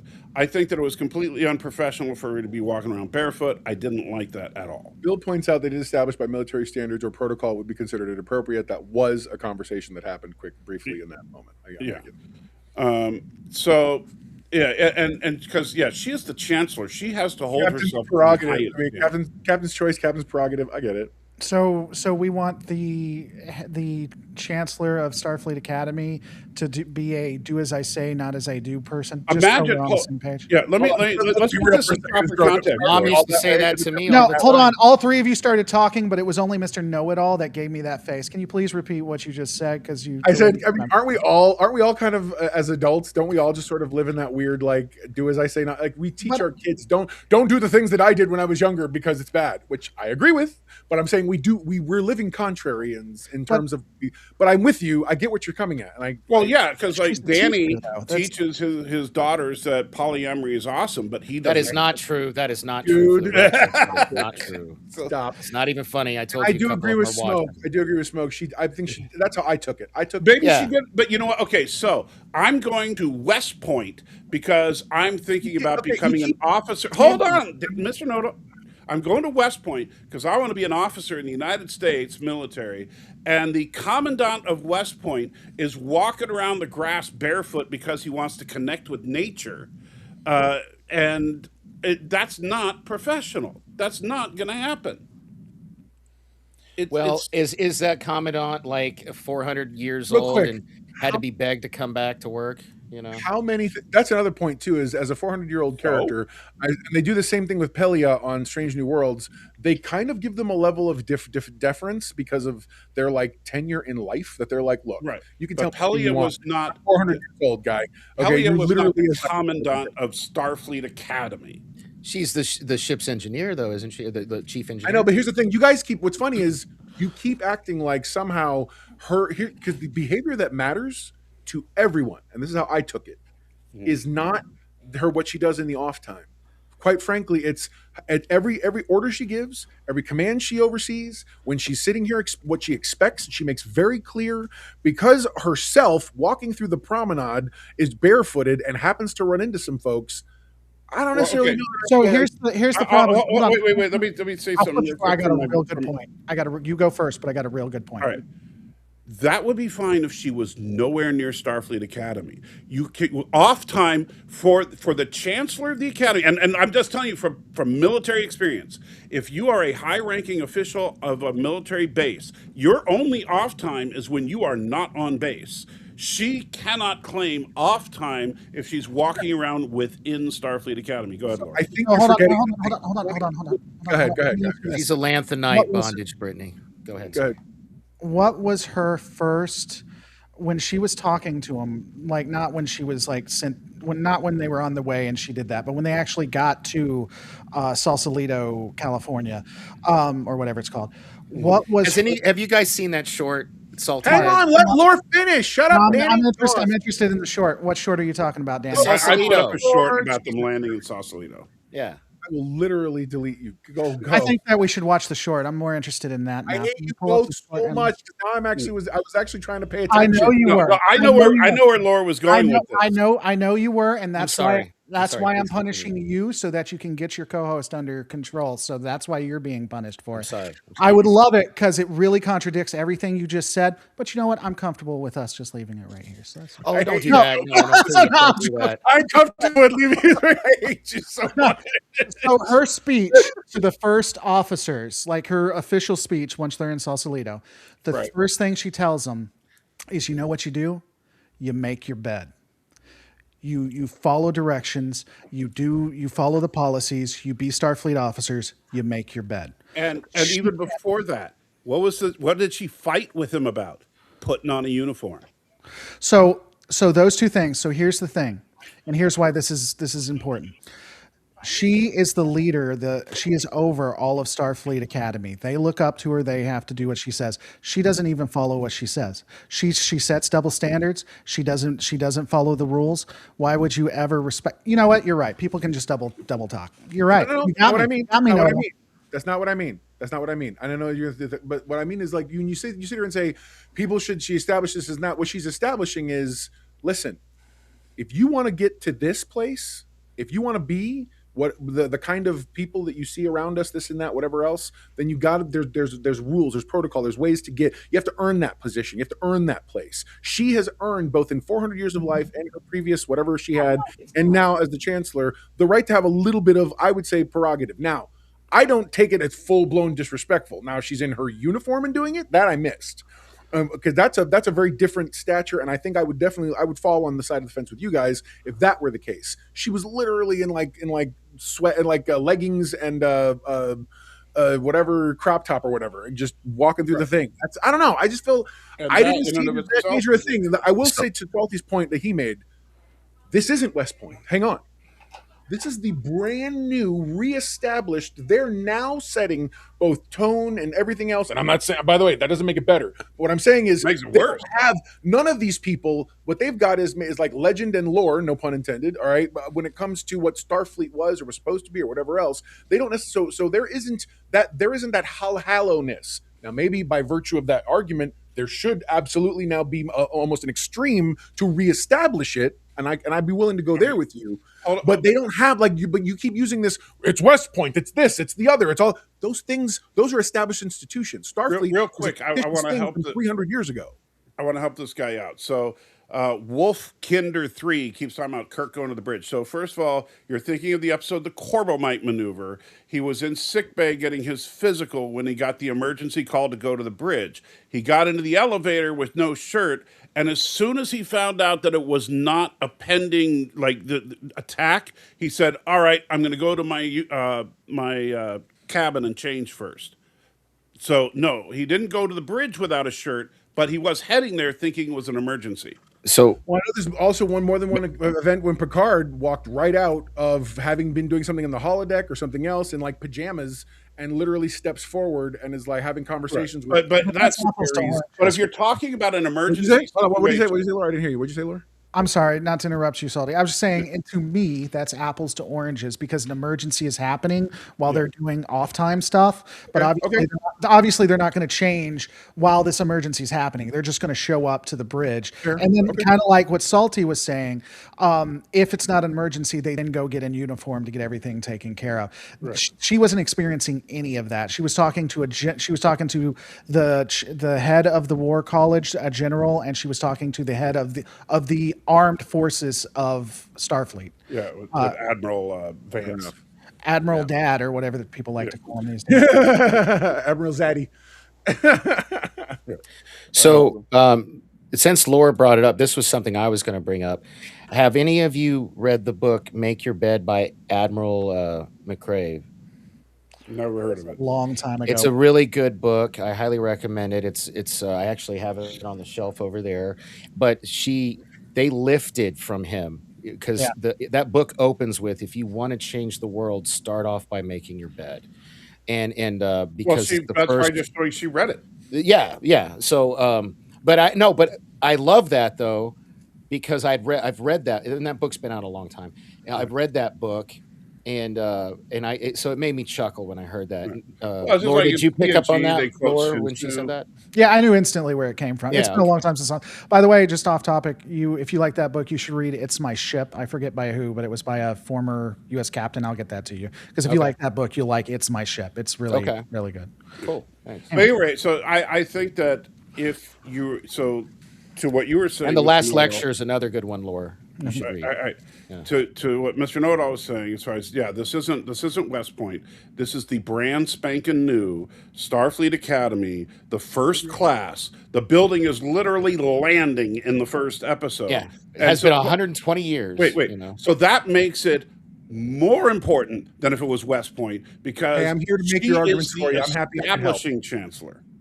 I'm just happy I could help you make your argument because Lord knows you weren't here. Mr. Know-It-All, the more you hang out with me, the more you're going to be me. I know you went off on me. You're becoming it's already true. I just want you to know. That's exactly what I'd say. So you can yell at me for 30 to 90 seconds in Why front don't of we everyone. just change But your you're name right becoming me. now? Let's see. You're becoming me, buddy. So that's fine. Go off on me all the time. Show all the comments you want. We're going to be the same by the end of this. So before we come to an abrupt end, because we are getting close to our normal cut time, what did you guys think about the fact that she tried to go to, or not try to, but that she went to the war school instead of the Starfleet Academy? What did you, Tarima, the Beta Z? So there's 2 points to that. There's 2 points to that, and this is one of them. But there's another point I really want to come up with before we get off. I really like, and I'm interested in, definitely Salty, because I know you and me have went back on this. I feel like, depending on how they play this, they might actually correct something people have complained about forever. Because now they have a War College and Starfleet Academy. Now they might actually have an actual military arm, and a scientific arm. And I really think that would correct, and I think that'd be interesting to see where and what they do with it. I like that, Laura. I like that. I hope they do. I'll kill you. I want to have this. I think I want to hear you guys have this conversation, because I know that, Salty, you've been of the mind that there's been a debate here about whether or not the military is militarized or whatever. I think you guys should discuss that. One thing that I suggested is that did the War College always exist? And wait, hold on, Laura. I know there's no establishment of it, but what I'm saying is, like, from a lore perspective, could it have always been there? And when you go through the War College, you end up being, from the original series, a red shirt. That's why Starfleet Security are almost like their own branch. Yeah. Are we back to Enterprise, basically, in terms of the being like Makos or whatever? The white Know-It-All, I got it. No, so here's the thing. They said I saw it. I don't know who did it, but I saw it. So here's the thing. They actually said the War College came up and replaced Starfleet Academy once they left. Now, maybe they had it beforehand, but I'm saying the War College specifically, there was dialogue about that in it. No, keep it. I want to be that. No, that's going to be my name. Well, I actually, so it was me that changed it. I actually went I was going to try to change Mr. Know-It-All to Black Lore, but I couldn't, but it wouldn't let me do it because. Would be awesome. Yeah, but I couldn't do it because you were a co-owner, so it wouldn't let me. I got you. Here's a question. This is good. Like he says, he thought the War College was part of Mako. What do you Well, no, guys Mako think? was disbanded, It was and disbanded. Yeah. yeah, and so I like the idea that there was always a war college. Maybe it could be a combination of both. Like the war college could have been what's left over from when Starfleet was there Like before. Yeah, Starfleet that's where Security. Yeah. that's They yeah, just yeah, went full that's where Starfleet we're thinking. because Starfleet Security had its own Yeah, wing and because academy. when Earth was separate, they abandoned exploration and science and just went with the war college. And so there was no need for Starfleet Academy. Okay, so real quick, because I know we're leaving. Seriously, do not turn it off because I want to see, because I think you're going to disagree with me, Salty. I think one of the most Star Trek thing that happened in it was specifically how they accepted Beta Z into the Federation. Yeah, I actually dug that. Yeah, so I let dug me that. Yeah. so let me tell you, let me give you my reasoning and why I thought it was so. Because when you look at how what Beta Z was wanting, the question behind the question, the answer was they were just scared. Everything they asked for was because they were scared they were going to be annihilated. They wanted 12 ships there for protection. They wanted 5 seats so that they could have the power. They wanted to be able to veto any person that came into the Federation. All that's really saying is that we're scared. And I think the fact that Starfleet and the Federation said, okay, you know what we're going to do? We're going to tie our fate with yours. We will put the Federation on Beta Z so that if Beta Z is destroyed, the seat of Federation power is destroyed as well. And I think that that's an extreme measure for sure, but I think that it is something that the Federation, like in its heyday in the original series or in the Next Generation, would do. That they would tie their fate to a species that's worried or scared like that. So It's the first thing I feel like that this era has done, Discovery or this one yet, that this era has done that felt like a logical move for that far in the future. I was like, okay, Starfleet eventually moves to some. I get it. I would say this to that is that I agree that it was the most Star Trek thing that they did. I think that it was really good. But I also don't think it was as extreme as you might think, because keep in mind that up until very recently, Earth wasn't a member of the Federation because they became a separatist nation, and Starfleet headquarters was actually a mobile platform. And they were just discussing where are we going to put the new capital, and they just figured it was going to be on Earth again. But then when we had all these problems, they're like, well, wait a minute, we haven't built the capital yet. Let's build it on Betazoid. To me, it was it was a good logical solution. But to me, it wasn't that extreme, considering Earth was a bunch of FUs up until very recently. Right. I liked it. I thought it was a good moment. I thought you'd have an issue with it, to be honest. I don't know why, but I just thought you'd have an issue with it for some reason. No, my biggest issue with that episode is still the freaking Betazoid telepaths not being That telepaths. what really? That's so funny. Right on. Because here's the thing, like Danny was trying to say, oh, this was made by fans of Star Trek, and don't get me wrong, Dan, I'm not trying to rail on you, but if you're look at my subtitle, and you guys know, anybody that knows me knows this, I am a hardcore sellout for the original series, right? And so and as far as the Berman era Trek, I think Deep Space Nine and Enterprise were really good. I thought that Voyager was pretty bad, and I thought TNG was really bad at the beginning and became good by the end. But you know what? I've never been a hardcore fan of the Berman era, but I know full well what a Betazoid is. And so I understand how they work. And that's why I compared it to, it would be like if you did something where you had Vulcans, but now they have laser eyes, and you just say, oh, they have always been able to do that. No, you can't. That's not how they work. If you're going to use an established race and that has established traits, then you have to go with that. If you want to make up a new race of empaths, then go ahead. But that would be stupid. Of course, they've already done that when they decided we're gonna cut and paste the Elorians into the whatever they call the white lady. Oh my gosh, the Lanthanites. Lanthanites, thank you. Yeah. So because they can't have their own. They can't have the. I just looked it up because you guys kept saying I was crazy or acting like I was crazy. Betazoids in Star Trek have completely black irises. which Yeah. is their primary distinguishing physical trait. None of the Betazoids in this show have completely black eyes. None of them. I didn't notice that sorry, did either. Lwaxana have It that? was it was most noticeable during the flirting scene on the out in the mezzanine. I'll be honest. I thought about it for a second to look for it, and then I forgot to. Yeah. Because that is something I was like, well, they didn't get the telepathy thing right. That so- bothered me more than the telepathy thing because I just figured they were using restraint. No, you know, to with me, that. and by the way, I do have an in-universe solution, just so you know. And I Okay. told this to Mr. Know-It-All, but I think that Lore in particular, well, actually, Danny, you will approve of it, but Lore will appreciate it because he's into lore so much. Mm-hmm. And so what that is that what we, this takes place 1,000 years after Picard, right? Yes. Yeah. And so here's my theory: is that shortly after Picard season 3, Deanna Troi dies in a freak accident, and so Riker goes back to Betazoid and starts planting his seed everywhere. Oh my God. And so that means What- that everybody on man. Betazoid is descendant from let's- Riker. let's hear him I out. stopped drinking. And Hold saying on. outlandish stuff, He you is have Let's the hear him out. Genghis Khan. He's the Genghis Khan of Betazed. And so because of that, their genetics have been diluted with human DNA, and they can only read emotions now. And they have irises that are more like human irises. My kids are never going to watch me again. This was the show.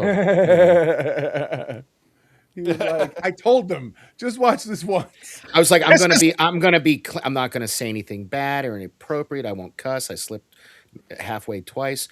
And then Salty in lore. What's What with all the did I sex do? talk? The uncomfortable sex stuff from earlier. Now he's wanting to sexual. Come on, guys. Come on. Clean up. your I'm not act. sexualizing anything. I'm just talking. I don't know, about man. I'm seeing a sex. pattern. That's all I'm saying. I'm sorry.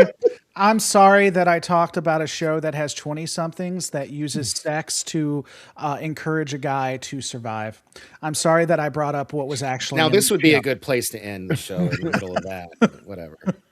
I thought he was during that entire thing. I thought he was going to be like, and this is what happened. I swear to God, I thought That's about what it, but he I was didn't. gonna do. So what do you think of the Riker thing? I think it's genius. I think that's what. It doesn't matter what you think. It was a rock reference. Never mind. Sorry, I've never watched WWE or whatever. Thank you. You Laura. don't watch real athletes? I don't. I'm too busy watching nature documentaries. That's right. That's right. He's too busy watching 20-year-olds having sex. Oh my God. That's awesome. Oh God. Right on, man. I love you guys. People probably think we hate each other. This is all in good fun. So. Yeah. By the way.